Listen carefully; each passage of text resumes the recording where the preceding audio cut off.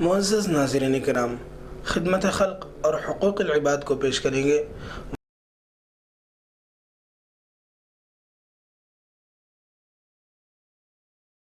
اللہ الرحمن الرحیم نحمده ونصلي ونسلم على رسوله الكريم اما بعد قال الله تبارك وتعالى في كلامه المجيد اعوذ بالله من الشيطان الرجيم بسم الله الرحمن الرحيم يا ايها الذين امنوا قوا انفسكم واهليكم نارا وقودها الناس والحجارة عليها ملائكة غلاظ شداد لا يعصون الله ما أمرهم ويفعلون ما يؤمرون صدق اللہ العلی العظیم۔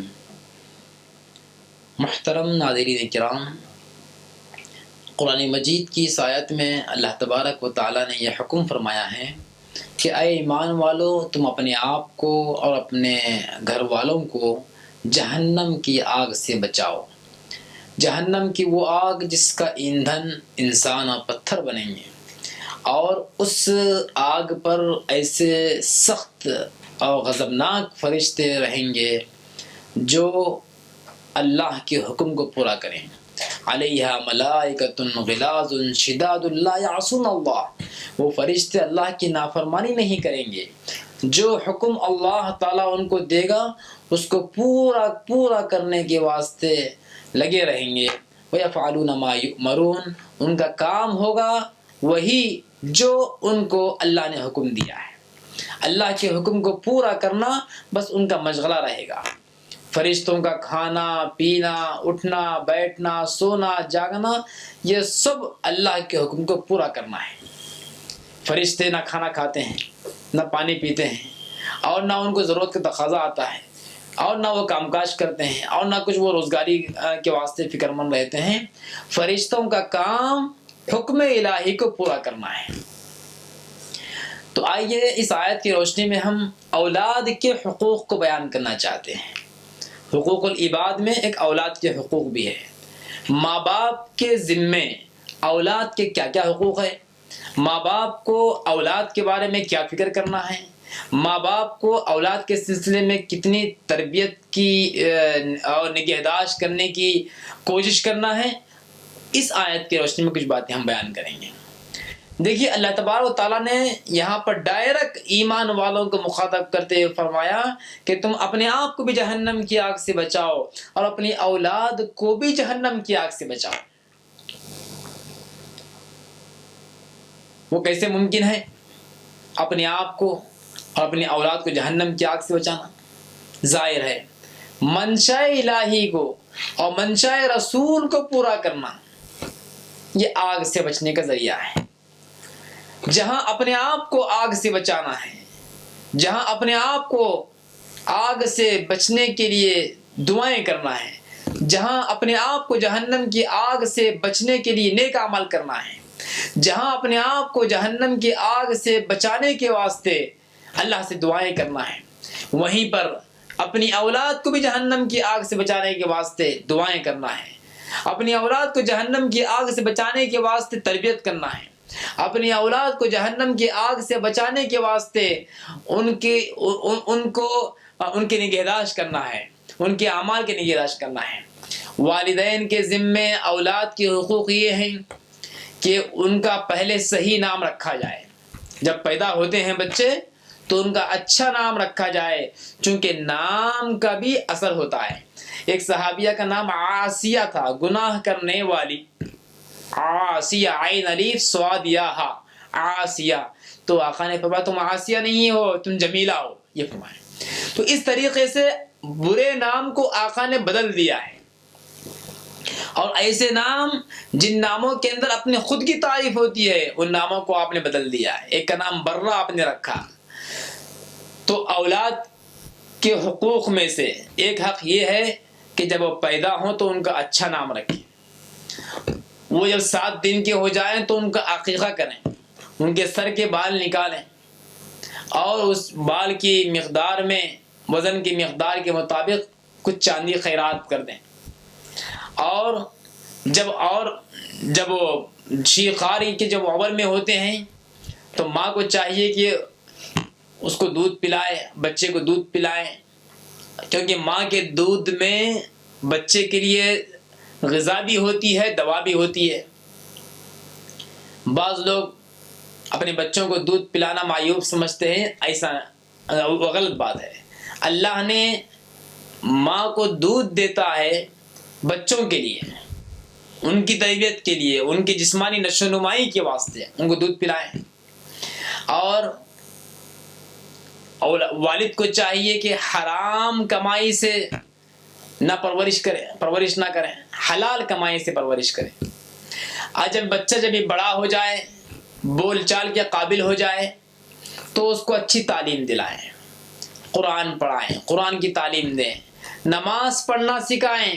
آقا نے ارشاد فرمایا کہ جب تمہارے بچے 7 سال کی عمر کو ہو جائیں تو ان کو نماز پڑھنے کا حکم دو، اور جب وہ 10 سال کے ہو جائیں اور نماز نہ پڑھیں تو ان کو مارو اور مار کر نماز کی تربیت دو۔ یہ کون آقا ہے؟ وہی شفیق آقا ہے، وہی رؤوف الرحیم آقا ہے، جن کے بارے میں قرآن میں اللہ نے گواہی دیا ہے، لقد جاءکم رسول من انفسکم عزیز علیہ ما عنتم حریص علیکم بالمؤمنین رؤوف الرحیم۔ یہ پیغمبر مہربان ہیں، شفقت والے ہیں، رحم کرنے والے ہیں۔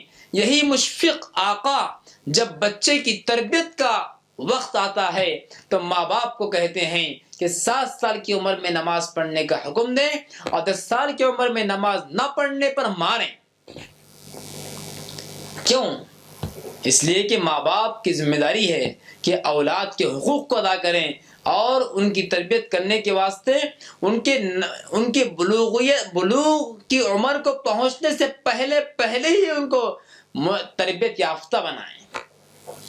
جب 10 سال کی عمر میں نماز پڑھنے کے عادی ہو جائیں گے تو بالغ ہو جانے کے بعد میں ممکن نہیں کہ وہ نماز چھوڑ دیں اور نماز پڑھنے کے عادی ہو جائیں گے۔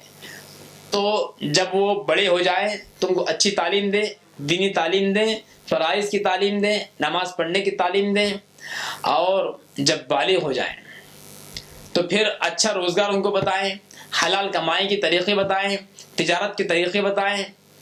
پھر جب وہ شادی کے قابل ہو جائیں تو شادی کر دیں، اور شادی کرنے میں بھی اسراف نہ کریں، فضول خرچی نہ کریں، اور اپنے بچے کے لیے ایسی بچی کا انتخاب کریں، ایسی لڑکی کا انتخاب کریں جو دیندار ہو۔ آج کل بچوں کو رشتہ دیکھتے وقت میں مال دیکھتے ہیں، دولت دیکھتے ہیں، جائیداد دیکھتے ہیں، حسب نسب دیکھتے ہیں، اور خوبصورتی کو دیکھتے ہیں۔ اللہ کے رسول صلی اللہ علیہ وآلہ وسلم نے فرمایا فَاظْفَرْ بِذَاتِ الدِّينِ، کہ تم دین کو ترجیح دو، دینداری کو ترجیح دو، کہ جو بچی زیادہ دیندار ہوتی ہے اس کے ساتھ میں نکاح کرو۔ تو اچھی بچی سے نکاح کرائیں، دیندار بچی سے نکاح کرائیں۔ جب بچی دیندار ہوگی تو ان سے اولاد بھی دیندار ہوگی۔ واقعہ آپ سب کو معلوم ہے، پیران پیر سیدنا شیخ عبد القادر جیلانی رحمۃ اللہ علیہ کیسی ماں سے تولد ہوئے ہیں۔ ان کی ماں کا جب رشتہ ہو رہا تھا تو ان کے نانا جان نے یہ کہا تھا پیران پیر رحمۃ اللہ علیہ کے والد محترم سے کہ دیکھو ایسی بچی تمہارے رشتے میں دے رہا ہوں جو آنکھ سے اندھی ہے، زبان سے گونگی ہے، اور کان سے بہری ہے، ہاتھ سے لولی ہے، پیر سے لنگڑی ہے، ایسی بچی سے نکاح کر رہا ہوں۔ جب بات کو پوچھا گیا، جب دیکھا گیا تو بچی ویسی نہیں ہے، تو پیران پیر رحمۃ اللہ علیہ کے نانا محترم نے آپ کے والد ماجد سے یہ کہا تھا کہ دیکھو میں نے جو کہا ہے کہ میری بچی اندھی ہے تو اس کا مطلب یہ تھا کہ وہ اپنی آنکھوں سے کسی غیر مرد کو نہیں دیکھی اور اپنی زبان سے کبھی بری بات نہیں بولی، اس لیے میں نے اس کو گونگی کہا ہے، اور کبھی اپنے ہاتھ سے خراب چیز کو نہیں پکڑا اس لیے لولی کہا ہے، اور اپنے کان سے کوئی خراب چیز نہیں سنی ہے اس لیے اس کو بہری کہا ہے، اور اپنے پیر سے کسی خراب کام کی طرف نہیں چلی ہے اس لیے میں نے اس کو لنگڑی کہا ہے۔ ایسی بچی سے رشتہ کیا گیا۔ جب ان سے اولاد ہوئی تو کیسی اولاد ہوئی؟ پیران پیر شیخ عبد القادر جیلانی رحمۃ اللہ علیہ تولد پذیر ہوئے. تو جب ماں اچھی ہوتی ہے، کردار والی ہوتی ہے، اخلاق والی ہوتی ہے، دیندار والی ہوتی ہے، دینداری اس کے اندر ہوتی ہے، تو ان سے اولاد بھی ویسے نکلتی ہے.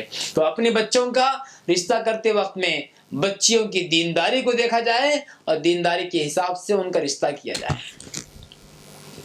یہ اولاد کے حقوق ہیں ماں باپ پر. کیا آج کے والدین اپنی اولاد کی ایسی تربیت کر رہے ہیں؟ کیا آج کے والدین اپنی اولاد کی نماز کی فکر کر رہے ہیں؟ کیا آج کے والدین اپنے بچوں کے دین کی، قرآن کی تعلیم کی فکر کر رہے ہیں؟ کیا آج کے والدین اپنے بچوں کی تجارت کی جانچ کر رہے ہیں کہ ہمارے بچے تجارت حلال طریقے سے کر رہے ہیں یا حرام طریقے سے کر رہے ہیں؟ کیا آج کے والدین اس بات کی نگہبانی کر رہے ہیں کہ ہمارے بچوں کے رات اور دن کہاں گزر رہے ہیں؟ کیا ہمارے آج کے اس دور میں والدین اپنے بچوں کی اس بات کی فکر کر رہے ہیں کہ ہماری اولاد اپنے دوستوں کے ساتھ میں راتوں میں کہاں کہاں جا رہے ہیں اور کہاں کہاں گزار رہے ہیں؟ کیا آج کے والدین اپنے بچوں کی اس بات کی فکر کر رہے ہیں کہ وہ بچے اپنے موبائل فون میں جو اسمارٹ فون ہو رہے ہیں، اسمارٹ فون کے اندر کیسے کیسے واہیات ہیں اور ان واہیات کے اندر مصروف رہ کے بچہ کتنا اپنے اخلاق کو داغدار کر رہا ہے؟ کیا اس کی نگہبانی آج کے والدین کر رہے ہیں؟ یہ سب والدین کی ذمہ داری ہے کہ اپنے بچوں کی فکر کریں اور ان کے حقوق کو ادا کریں. بچے نادانی میں اور بچے لا علمی میں اور بچے نا تجربے کاری میں ہو سکتا ہے برائی کے اندر مبتلا ہو جائیں، فون کی واہیات کے اندر، انٹرنیٹ کی خرابیوں کے اندر اور بے پردگی کے اندر، بے حیائی کے اندر اور بلو فلموں کے اندر اور ناچ گانوں کے اندر اور دیگر رقص و سرور کے اندر اور دیگر برائیوں کے اندر مبتلا ہو سکتے ہیں. مگر والدین کی ذمہ داری ہے کہ اپنے اولاد کے حقوق کو ادا کریں اور ان کی تعلیم اور تربیت اور رہن سہن، چال چلن، رفتار، گفتار، ہر چیز کی فکر کریں. ایسی فکر کریں اور اتنی فکر کریں جیسی اور جتنی فکر حضرت نوح علیہ السلام نے اپنے بیٹے کنعان کی تھی. زندگی بھر سمجھاتے رہے، 1 سال 2 سال نہیں، 60 سال 100 سال نہیں. حضرت نوح علیہ السلام کی زندگی 950 سال ہے. اپنے بیٹے کو آخر دم تک دعا کرتے رہے. اور وہ موقع جس وقت میں اللہ نے نوح علیہ السلام کے بے شمار کئی سال تک دعوت دینے کے بعد ان کی قوم نہیں مانی، تو اللہ نے اعلان کیا طوفان آنے والا ہے، طوفان آنے والا ہے، سب لوگ غرق ہو جائیں گے جو آپ پر ایمان نہیں لائے، آپ کی دعوت کو قبول نہیں کیا، سب غرق ہو جائیں گے. اور آپ کے ہاتھ پر جنہوں نے ایمان قبول کیا ہے ان کو بچایا جائے گا. نوح علیہ السلام دعا کیا، اللہ میرا بچہ ہے اس کو آپ بچا لیجئے، میری اولاد ہے اس کو آپ بچا لیجئے. ماں باپ کو اولاد سے پیار ہوتا ہے، ماں باپ کو اولاد سے محبت ہوتی ہے. ماں باپ اپنی اولاد کو جلتا ہوا، پٹتا ہوا، کڑتا ہوا اور جلتا ہوا دیکھنا پسند نہیں کرتے. تو نوح علیہ السلام کیسے اپنے بچے کو پانی میں ڈوبتا ہوا دیکھنا پسند کریں گے؟ اللہ سے دعا کیے، پانی آ رہا ہے، بلا رہے ہیں کہ بیٹا آ جاؤ، اب تو ایمان قبول کر لو اور اس پانی جہاز کے اندر تیار ہو جاؤ، آ جاؤ. لیکن کنعان کہتا ہے کہ نہیں آؤں گا، ایمان قبول کرنے تیار نہیں ہے. نوح علیہ السلام نے کہا کہ بیٹا آج اللہ کا طوفان آ رہا ہے اور پانی نازل ہو رہا ہے، اس پانی کے اندر پورے کفار مر جانے والے ہیں، دنیا ڈوب جانے والی ہے. تو نوح علیہ السلام کے بیٹے نے کہا کہ اگر ایسا ہو جائے تو میں جودی پہاڑ پر چڑھ جاؤں گا. نوح علیہ السلام نے کہا کہ بیٹا آج جودی پہاڑ پر بھی پانی پہنچنے والا ہے، وہاں پر بھی جو جائے گا وہ بھی ڈوب جائے گا۔ کنعان نے پھر بھی انکار کیا، ایسے کیسے ہوگا؟ پھر اللہ تعالیٰ سے دعا کریں کہ اے اللہ میرے بیٹے کو آپ بچا لیجئے۔ اللہ نے نوح علیہ السلام سے کہا لیس من اہلک، آپ کا یہ بیٹا آپ کے اہل میں سے نہیں ہے، آپ دعا کرنا چھوڑ دیجئے، آپ دعا مت کیجئے۔ اللہ نے منع فرمایا، کیوں؟ اس لیے کہ ایمان نہیں لایا ہے تو وہ آپ کے زمرے میں نہیں ہے۔ اس کے بعد نوح علیہ السلام دعا کرنا چھوڑ دیے، پھر وہ کنعان پانی کے اندر ڈوب گیا، جودی پہاڑ تک پانی پہنچ گیا اور ڈوب گیا۔ معلوم یہ ہوا نوح علیہ السلام آخری وقت تک، آخری دم تک اپنے بیٹے کو دعوت دیتے رہے، نصیحت کرتے رہے، دین سمجھاتے رہے، اللہ کی طرف بلاتے رہے۔ آج کے دور میں بھی اولاد کے بارے میں ماں باپ کو ایسی فکر کرنا چاہیے۔ ایسا ہوتا ہے 1 2 4 6 مرتبہ بول دیتے ہیں اور چھوڑ دیتے ہیں، اور کہتے ہیں کہ جو ہے ہم بہت سمجھائے مگر اولاد سن نہیں رہی ہے لہذا ہم چھوڑ دیے۔ نہیں نہیں نہیں، ایسا نہیں ہوگا۔ والدین کو چاہیے کہ ہر بار ہر اعتبار سے مختلف انداز سے اپنی اولاد کو نصیحت کرتے رہیں، ان کو چھوڑنا نہیں ہے۔ ایک مثال دیتے ہوئے سمجھایا گیا ہے کہ کوئی ماں باپ ہیں، ان کے سامنے بچہ آگ میں گر رہا ہے، بچہ آگ میں گر رہا ہے، تو ماں باپ نے کہا کہ بیٹا مت گرو۔ بیٹا کہتا میں گر جاؤں گا، ماں باپ کہتے ہیں کہ مت گرو، بیٹا کہہ رہا کہ میں گر جاؤں گا، آگ میں گرنے جا رہا۔ اب ماں باپ کیا کرتے ہیں؟ 1 بار بولتے ہیں، 2 بار بولتے ہیں، 3 بار بولتے ہیں، لیکن بچہ مصر ہے کہ نہیں میں گر جاؤں گا، تو کیا ماں باپ اس کو چھوڑ دیں گے گرنے دیں گے؟ نہیں۔ اگر بچہ اپنے ماں باپ کی بات نہیں سن رہا ہے تو وہی ماں باپ بھاگتے ہوئے باہر جائیں گے، اپنے پڑوسیوں کو بلا کر لائیں گے، ذرا آؤ بھائی بچہ آگ میں گر رہا ہے، آؤ پکڑو اس کو۔ اپنے بچے کو بچانے کے واسطے پڑوسیوں کی مدد لیں گے، سب کو بلائیں گے اور بچے کو آگ میں گرنے سے بچائیں گے اور وہاں سے ہٹا کے دور لے کر جائیں گے۔ یہ ماں باپ ہیں کہ اپنے بچے کو دنیا کی آگ میں گرنے سے بچانے کے واسطے خود بھی بولتے ہیں، بار بار بولتے ہیں۔ جب وہ بچہ آگ میں گرنے پر ہی مصر رہتا ہے اور گرنے پر ہی جو ہے وہ جو ہے تیار رہتا ہے، تو اس کو گرنے سے بچانے کے واسطے پڑوسیوں کی مدد لیتے ہیں اور پڑوسیوں کی مدد لے کر بچے کو آگ میں گرنے سے بچاتے ہیں۔ یہ دنیا کی آگ کے واسطے ہے۔ اور جو ہمارا بچہ دنیا کی نہیں جہنم کی آگ میں گرنے کے لیے جا رہا ہے، اور جہنم کی آگ کیسی ہے؟ یہ دنیا سے 70 درجے بڑھ کر ہے، یہ دنیا کی آگ سے 70 درجے بڑھ کر آگ ہے۔ وہ آگ میں بچہ گرنے کو ہے، گناہ کر کے، نافرمانی کر کے، بد کرداری کے ذریعے، بدکاری کے ذریعے، بد نگاہی کے ذریعے، بے حیائی کے ذریعے، بے پردگی کے ذریعے، اور بے علمی کے ذریعے، بے نمازی کے ذریعے اور بے روزے کی زندگی گزارتے ہوئے جب بچہ جہنم کے آگ میں گرنا چاہتا ہے تو اس کے لیے 1 بار بول دیے، 2 بار بول دیے، چھوڑ دیے، اور یہ کہتے ہیں کہ بھائی کیا کرنا، ہم تو کہتے ہیں مگر سنتا ہی نہیں۔ دنیا کی آگ کے بارے میں ہمارا حال یہ ہے کہ دنیا کی آگ میں گرنے سے بچہ نہیں بچ رہا ہے تو اس کو بچانے کے واسطے پڑوسیوں کی مدد لے کے اس کو بچا رہے ہیں، اور یہ جہنم کی آگ میں گر رہا ہے مگر 1 2 4 6 مرتبہ بول کے چھوڑ دیتے ہیں۔ ایسا نہیں ہے۔ ماں باپ کی ذمہ داری یہ ہے کہ اپنے اولاد کے حقوق کو ادا کریں اور ان حقوق کو ادا کرنے میں اور ان کی تربیت کرنے میں کوئی کسر نہ چھوڑیں، بلکہ ان کے ساتھ میں ہمیشہ لگے رہیں، ہمیشہ ان کو دعوت دیتے رہیں، ہمیشہ ان کو سمجھاتے رہیں۔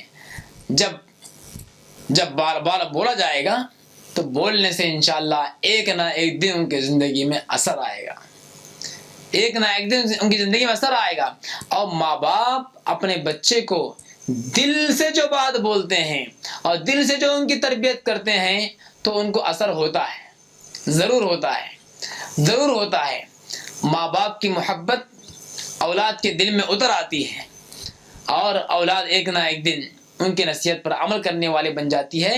تو بہرحال شروع میں ہم نے قرآن مجید کی آیت تلاوت کیا تھا، تو اس میں اللہ تبارک و تعالیٰ نے فرمایا کہ تم اپنے آپ کو اور اپنی اولاد کو جہنم کی آگ سے بچاؤ۔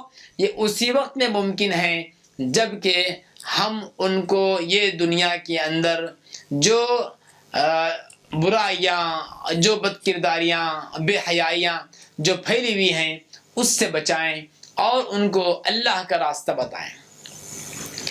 اولاد کے حقوق جو ماں باپ پر ہیں، ایک یہ بھی ہے کہ ان کو قرآن پڑھنا سکھائیں، قرآن مجید پڑھنا سکھائیں، ان کو علم دین سکھائیں، حلال و حرام کی تمیز سکھائیں، اخلاق بتائیں، والدین کے ساتھ میں اچھا سلوک کرنے کی تعلیم دیں، رشتہ داروں کے ساتھ میں اچھا سلوک کرنے کی تعلیم دیں، پڑوسیوں کے ساتھ میں اچھا رہنے کی تعلیم دیں، اور ہر ایک کے کام آنے کہ ان کو جو ہے کی بات سکھائیں۔ خیر الناس من ينفع الناس کا سبق سکھائیں۔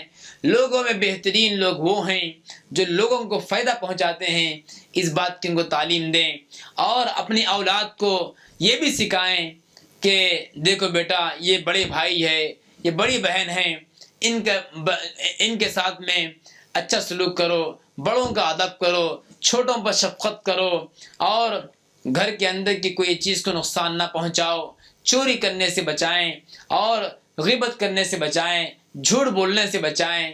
اور کوئی بچہ اگر ماں کے سامنے جھوٹ بولتا ہے، کوئی بچہ ماں کے سامنے چوری کرتا ہے، تو ماں کا کردار یہ ہونا چاہیے کہ بچے کو اسی وقت میں روک لگائیں، ٹوک دیں کہ تم نے یہ کام کیوں کیا ہے۔ اگرچہ اس کے چوری کر کے لانے سے اور جھوٹ بولنے سے بہت سارا ہمارا فائدہ بھی ہو رہا ہے، تو بھی ہم اس فائدے کو ٹھکرا دیں اور کہیں کہ تم نے کیوں چوری کیا، تم نے کیوں جھوٹ بولا۔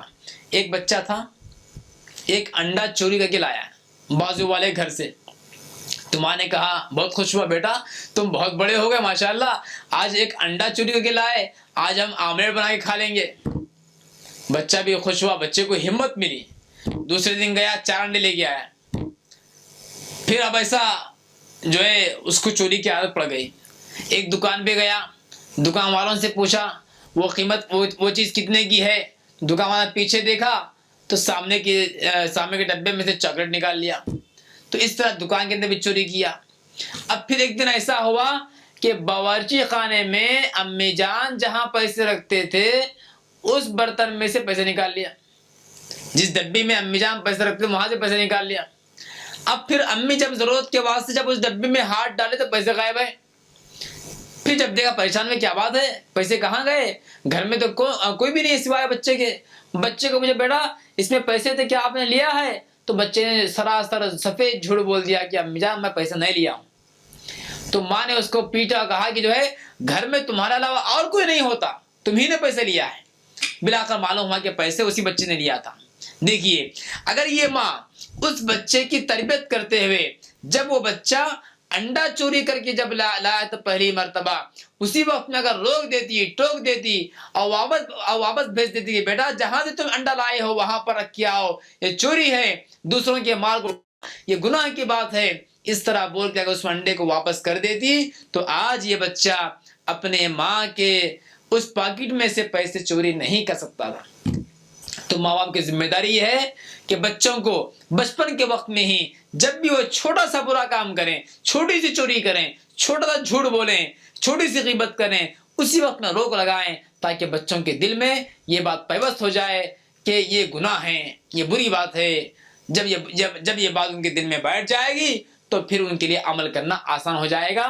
حدیث میں آتا ہے اللہ کے نبی صلی اللہ علیہ وسلم نے ارشاد فرمایا العلم فی الصغر کالنقش فی الحجر او کما قال علیہ الصلوۃ والسلام، بچپن کا سیکھا ہوا پتھر پر لکھے ہوئے کی طرح ہوتا ہے۔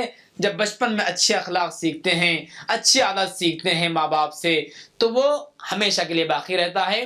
اسی لیے اولاد کے حقوق ماں باپ کے ذمے یہ ہیں کہ ان کی صحیح تعلیم، تربیت، اخلاق سکھانے کے واسطے کوشش کریں۔ جب اس طرح ہم ان کو اچھے اخلاق سکھائیں گے تو یہی اولاد ہمارے واسطے دین اور دنیا میں بھلائی کا ذریعہ بنے گی، اور ہمارے واسطے مرنے کے بعد میں ایصال ثواب کا ذریعہ بنے گی۔ اللہ تعالیٰ سے دعا ہے کہ ہم سب کو اپنی اولاد کی صحیح تربیت کرنے اور ان کے حقوق کو ادا کرنے کی ہدایت نصیب فرمائیں، آمین یا رب العالمین، وما علینا الا البلاغ المبین۔ بسم اللہ الرحمن الرحیم۔ السلام علیکم ورحمۃ اللہ وبرکاتہ۔ قال رسول اللہ صلی اللہ علیہ وسلم من نفس عن مؤمن کربة من کرب الدنیا نفس اللہ عنہ کربة من کرب یوم القیامہ ومن یسر علی محسن یسر اللہ علیہ فی الدنیا والآخرہ ومن ستر مسلما سترہ اللہ فی الدنیا والآخرہ واللہ فی عون العبد ما كان العبد فی عون اخیہ۔ ناظرین، ایک حدیث آپ کی خدمت میں ہم پیش کر رہے ہیں جس کا تعلق حقوق العباد سے ہے۔ اللہ تعالیٰ کے بندے، بعض وہ بندے ہوتے ہیں جو کسی مشکل میں پھنسے ہوئے ہوتے ہیں، بلاؤں میں گرفتار ہوتے ہیں، کسی بیماری میں مبتلا ہو جاتے ہیں، یا کسی حادثے کا شکار ہو جاتے ہیں، یا قرض کے بوجھ تلے دبے ہوئے ہوتے ہیں، یا کسی اور مصیبت میں، ناگہانی مصیبت میں آ جاتے ہیں، کسی مشکل میں پھنسے ہوئے ہوتے ہیں۔ تو دوسرے مسلمانوں کی اخلاقی ذمہ داری یہ ہے کہ وہ ان کی اس مصیبت کو دور کرنے کی فکر کریں، ان کی مشکل کو دور کرنے کی فکر کریں، اور یہ وہ اہم ترین کام ہے جس کے سلسلے میں پیارے آقا حضرت محمد رسول اللہ صلی اللہ علیہ وسلم نے یہ بشارت دی، من نفس عن مؤمن کربة من کرب الدنیا نفس اللہ عنہ کربة من کرب یوم القیامہ، کہ جو کوئی مسلمان کسی مسلمان سے دنیا کی سختی کو دور کر دیتا ہے، یعنی اگر کوئی مسلمان کسی دوسرے مسلمان کی کسی مشکل کو آسانی میں تبدیل کر دیتا ہے، یا اس کی سختی کو آسانی میں تبدیل کر دیتا ہے، یا اس کی سختی کو اور مشکل کو دور کر دیتا ہے، تو نفس اللہ تبارک عنہ کربۃ من کرب یوم القیامہ، اللہ تعالیٰ اس عمل کے بدلے میں قیامت کے دن کی ایک مشکل کو اللہ تعالیٰ اس کی دور کر دیں گے۔ ظاہر ہے کہ قیامت کے دن کی جو مشکلات ہیں، قیامت کے دن کی جو سختی ہے، وہ سختی اس کا تصور آج ہم نہیں کر سکتے۔ اللہ تبارک و تعالیٰ فارمولہ دے رہے ہیں قیامت کے دن کی سختی سے بچنے کا، اور قیامت کے دن کی سختی کو دور کرنے کا فارمولہ دے رہے ہیں کہ دنیا میں کسی مسلمان کو دیکھو کہ اگر وہ کسی مصیبت میں پھنسا ہوا ہے، وہ کسی سختی میں مبتلا ہے، تو اس کی اس سختی کو دور کر دو، اس کی مصیبت کو دور کر دو، اس کی مشکل کو آسانی میں تبدیل کر دو۔ اللہ تبارک و تعالیٰ قیامت کے دن کی تمہاری سختی کو دور کر دیں گے اور تمہاری مشکل کو آسانی میں تبدیل کر دیں گے۔ اللہ اکبر۔ آگے فرمایا وَمَنْ يَسَّرَ عَلَى مُحْسِنٍ يَسَّرَ اللَّهُ عَلَيْهِ فِي الدُّنْيَا وَالْآخِرَةِ، جو کوئی کسی تنگ دست کے لیے آسانی فراہم کرے گا، اللہ تعالیٰ قیامت کے دن اس کے لیے آسانی فراہم کرے گا، اور دنیا میں بھی اور آخرت میں بھی آسانی فراہم کرے گا۔ اور آگے فرمایا وَمَنْ سَتَرَ مُسْلِمًا سَتَرَهُ اللَّهُ فِي الدُّنْيَا وَالْآخِرَةِ، جو کوئی شخص کسی مسلمان کے عیب کو چھپائے گا، اللہ تبارک و تعالیٰ دنیا اور آخرت میں اس کے عیب کو چھپائے گا۔ آج لوگ دوسروں کے عیبوں کو چھالنے کی کوشش کرتے ہیں، فلاں کوئی کس عیب میں مبتلا ہے، فلاں کون ہے، اور لوگ آپس میں مجلسوں میں بیٹھ کر لوگوں کے عیبوں کو اچھالتے ہیں، لیکن انہیں جان لینا چاہیے کہ اگر وہ واقعی یہ چاہتے ہیں کہ قیامت کے دن اور دنیا میں اللہ تبارک و تعالیٰ اس کے عیب کو چھپائے، تو اس کو چاہیے کہ وہ کسی دوسرے مسلمان کے عیب کو چھپائے۔ اور آگے فرمایا واللہ فی عون العبد ما کان العبد فی عون اخی، اللہ تبارک و تعالیٰ بندے کی مدد میں ہوتے ہیں جب تک وہ اپنے کسی بھائی کی مدد میں ہوتا ہے۔